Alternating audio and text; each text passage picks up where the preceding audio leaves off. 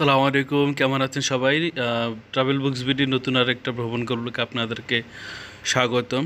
তো ভ্রমণের পর্যায়ে আমরা সিলেটের মাধবপুর লেকে গিয়েছিলাম।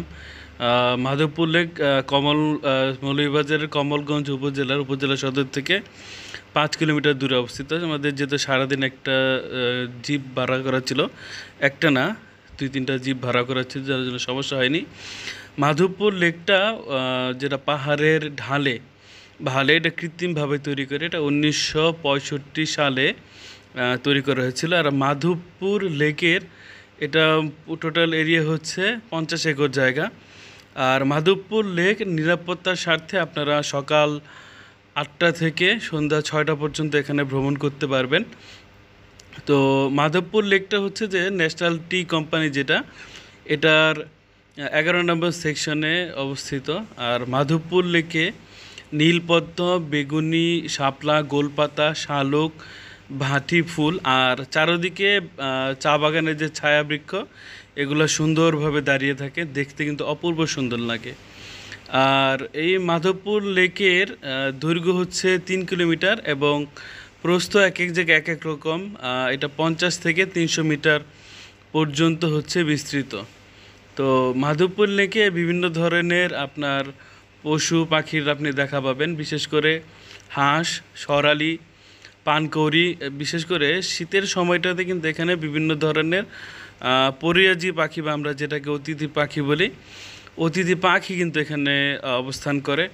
আর আগে যেটা বলেছি, এই মাধবপুর লেক এটা কৃত্রিমভাবে তৈরি করা হয়েছিল 1965 সালে, যেটা হচ্ছে যে এই পাহাড়ের এই টিলার যে ঢালে এইখানে ন্যাশনাল টি গার্ডেন আছে। তো ন্যাশনাল টি গার্ডেনে এখানে চা বাগানের পানির অভাব, যেটা পানির যে প্রয়োজন থাকে, তো পানির এই প্রয়োজনকে পূরণ করার জন্য এখানে কৃত্রিমভাবে তৈরি করা হয়েছে। এবং এখানে মাধবপুর লেকে আমরা যখন ঘুরতেছিলাম, জায়গাটা এত সুন্দর লাগতেছিল।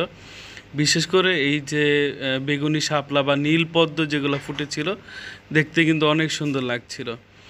আর শুধু এইটাই নয়, এখানে কিন্তু আবার বিভিন্ন রকমের যে ছবি তোলার স্পট আছে। আই লাভ কমলগঞ্জ, আপনারা এখানে এসে সুন্দর সুন্দর ছবিও তুলতে পারবেন চাইলে, ইচ্ছে করলে।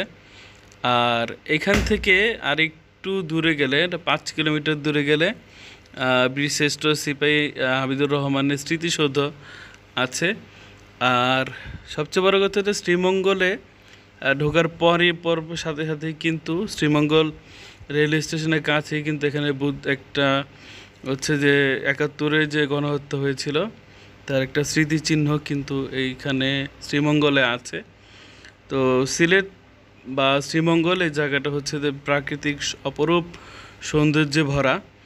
আর এই তো লেক, আর লেকের চারপাশেই কিন্তু এরকম ছোট বড় টিলা। আর লেকটাও কিন্তু অনেকটা উপরে অবস্থিত, কৃত্রিমভাবে এখানে বাঁধ দেওয়া আছে। আর আপনি যতটুকু হাঁটবেন, এরকম নীল শাপলা, বেগুনি শাপলা, নীল পদ্ম, এগুলা সুন্দর দেখতে পারবেন। আর যদি সকালবেলাটা আসেন বা দুপুরবেলা আসেন বা বিকেলের দিকে আসেন, যখনই আসেন না কেন, এরকম সুন্দর এই স্বচ্ছ পানির এখানে যখন গাছের ছায়াগুলো দেখবেন, বা এখানে সুন্দর শাপলাগুলো ভেসে ভেসে আছে, এরকম যখন দেখবেন, আপনার মনটা কিন্তু একেবারে সুন্দর ফ্রেশ হয়ে যাবে। দেখতে এত সুন্দর লাগছিল। আর এখান দিয়ে পাশ দিয়ে কিন্তু হাঁটার জায়গা আছে, কিন্তু আপনি হাঁটলে তো বুঝতে পারছেন দৈর্ঘ্য 3 থেকে 3.5 কিলোমিটার, যেটা আমি শুনছিলাম। তো এত দূর তো আসলে গেলে আবার আসাটাও তো কষ্ট, তো আমরা বেশি দূর যাইনি, একটুখানি ঘুরে আবার চলে আসছি। এখানে সুন্দর বেগুনি শাপলাগুলো যখন ফুটেছিল, দেখতে এত সুন্দর লাগছিল। এবং একই সাথে বড় বড় গাছের যে ছায়া, স্বচ্ছ জলে খুবই সুন্দর লাগতেছিল। তো বেশ সুন্দর একটা সময় কাটিয়ে, সুন্দর একটা স্মৃতি এখানে নিয়ে আমরা কিন্তু আবার গাড়িতে, জিপ গাড়ি, যেটা লাল জিপ গাড়ি, শ্রীমঙ্গলের সিগনেচার লাল জিপ গাড়িতে করে আমাদের পরবর্তী গন্তব্যের দিকে যাচ্ছি। তো সে পর্যন্ত আমাদের সাথে থাকুন, ভালো থাকুন, সুস্থ থাকুন। দেখা হবে পরবর্তী ভিডিওতে। আসসালামু আলাইকুম রহমতুল্লাহ।